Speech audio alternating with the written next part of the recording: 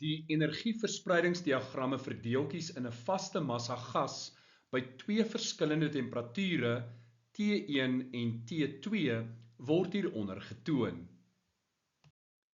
Watter een van die volgende is die korrekte interpretasie van die diagramme na mate die temperatuur van die gas van T1 na T2 verander? Die korrekte antwoord is A.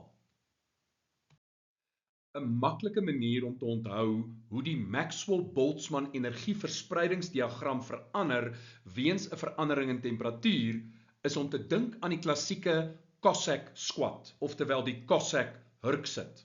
So, verbeel jou, jy stap in, jy gaan nou gym, jy gaan nou crossfit, jy het nog nie opgewarm nie, jy staan regop. Maar nou gaan jy opwarm, dit gaan warm raak, temperatuur gaan toeneem, jy doen 'n Cossack squat, so jy hurk na regs, jy hurk na regs, jy hurk na regs, tydens die opwarming. Met ander woorde, T2 hoër temperatuur as T1, en dis hoe jy dit gaan onthou. Hoe meer regop, hoe laer is die temperatuur, hoe meer Cossack squat, hoe hoër die temperatuur. Maar wat van die aktiveringsenergie as die temperatuur verander? Nou, ongeag wat die temperatuur is, die aktiveringsenergie bly net daar. En kyk wat's die verskil.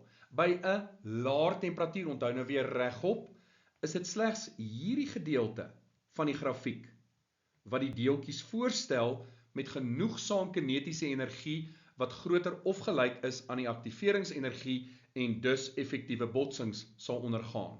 Maar Cossack squat beweeg na regs. Sodra ons die temperatuur verhoog, kyk wat gebeur. Daai area verhoog met hierdie hele stuk wat bykom.